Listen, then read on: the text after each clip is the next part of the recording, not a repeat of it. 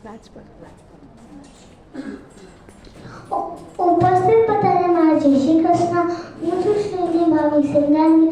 આજે હું મારી વાણીની શરૂઆત એક નાની સ્ટોરીથી શરૂઆત કરવા જવાની છું. એક લંડનની સ્કૂલની વાત છે.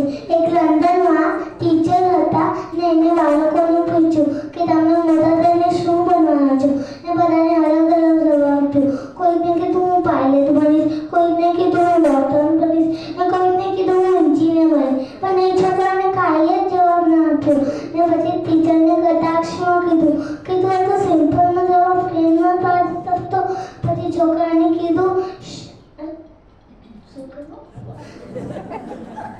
છોકરા થોડું વિચારીને કીધું I wanted to B happy. શું કીધું?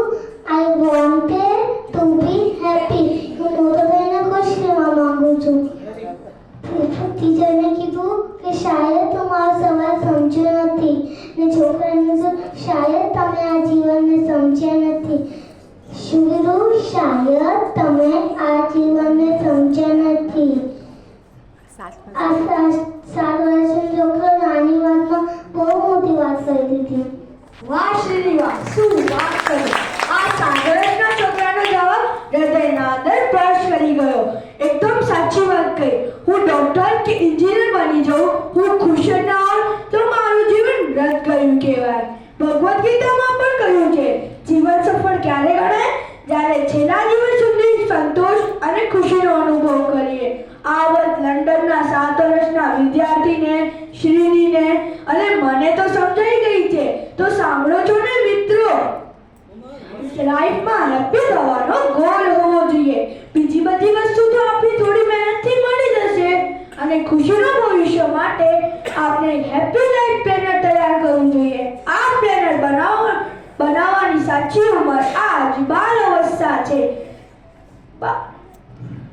આ પ્લેનર બનાવવા માટે સકારાત્મક સોચ, કૃતજ્ઞતા, વ્યાયામ, પ્રાણાયામ, પૌષ્ટિક ભોજન, મેડિટેશન અને સાઉન્ડ સ્લીપ આ બધું બેલેન્સમાં હોવું જોઈએ. અગર બાળ અવસ્થામાં જીવન જીવવા માટે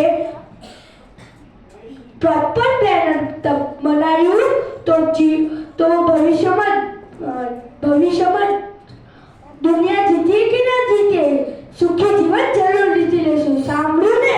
સુખી જીવન જરૂર જીતી લેશું.